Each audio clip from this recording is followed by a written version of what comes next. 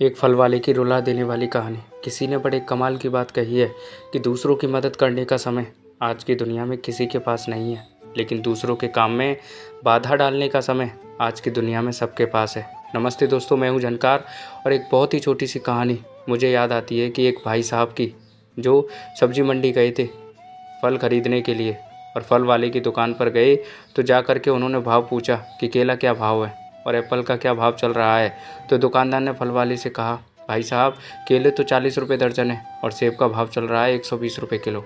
उसने जैसे ही ये बोला तो ये बोलने लगा कि बहुत महंगा लगा रहे हो, थोड़ा ठीक ठाक लग करके लगाओ, हम सब में मोल भाव की आदत तो होती ही है। वो सब चल रहा था, तभी वहाँ पर एक महिला आती है, फटे से पुराने से कपड़े पहने हुए थे, और जब वो आती है और भाव पूछती है कि केले किस भाव दिए, एप्पल किस भाव दिए, तो सेब का क्या भाव चल रहा है, तो दुकानदार जो था वो अचानक से प्राइस चेंज कर देता है। वो फल वाला कहता है कि मैडम जो केले का भाव है वह चल रहा है 5 रुपये दर्जन और जो सेब है वह 25 रुपये किलो है, आप ले जाइए।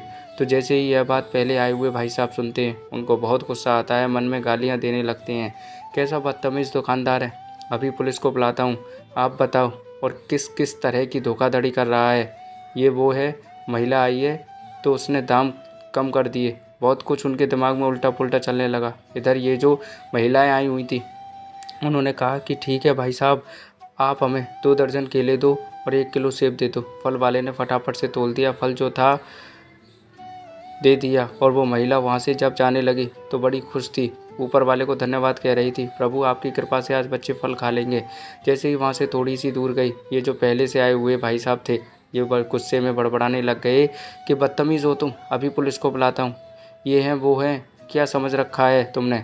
महिला, अभी तो तुमने दाम कम कर दिया और इतने कम कर दिए, 40 रुपये दर्जन के लिए मुझे बता रहे हो, उनको बता रहे हो 5 रुपये दर्जन, और मुझे बता रहे हो 120 रुपये किलो एप्पल चल रहा है और उनको कह रहे हो 25 रुपये किलो।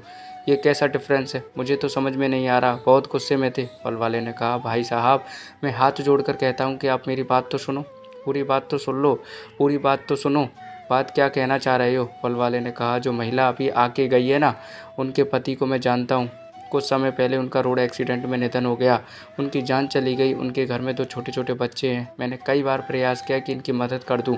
यहाँ आप सब्जी मंडी में बहुत लोग जानते हैं, या पास में ही रहती है, बहुत लोगों ने कोशिश की इनको थोड़ा पैसा दे दें, इनके बच्चों की शिक्षा का खर्चा उठा लें, लेकिन ये तैयार नहीं है। बहुत खुददार लोगों के घर में जाकर के साफ़ सफाई का काम करती हैं, झूठे बर्तन जो हैं, झूठे बर्तन मांजती हैं, सफाई करती हैं, सब करती हैं और अपनी खुददारी से जीवन जीती हैं। तो मुझे जब लगा कि कोई और तरीका ही नहीं है इनकी मदद करने का, तो मैंने सोचा कि कभी अगर मेरी दुकान पर फल खरीदने आएंगी तो सस्ते दाम में मैं इनको बेच दूँगा। ये सोचती हैं कि यही भाव चल रहा है और मैं बस इनकी मदद करके खुश हो जाता हूँ। वो जो गुस्से में थे पहले से भाई साहब, उनका गुस्सा बहुत शांत हो गया, और ये जो फल वाला था ये कहने लगा कि आप आखिरी बात सुनिए, बहुत दिनों में कभी कभी आती हैं, 20-25 दिन में एक बार, लेकिन याद रखता हूँ कि जब भी आती है मेरी दुकान पर बिक्री बहुत बढ़ जाती है। जिस दिन यह आती हैं ऐसा लगता है ऊपर वाले ने बहुत कृपा कर दी मेरे ऊपर। भाई साहब मैं तो अपनी तरफ से थोड़ा सा बस मदद करने का भाव रखता हूँ, ऊपर वाला पता नहीं किस भाव से मेरी ये छोटी सी झोपड़ी है इसमें बहुत खुशियाँ भर देता है।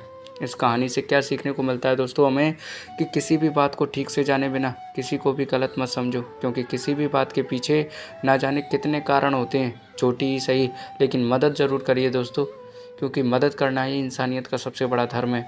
देखना कितना खुशी मिलेगी। दोस्तों कहानी कैसे लगी कमेंट बताइएगा, अच्छी लगी लाइक कमेंट शेयर ज़रूर कीजिएगा, और चैनल पर नए हैं तो सब्सक्राइब कर लेना। थैंक यू दोस्तों।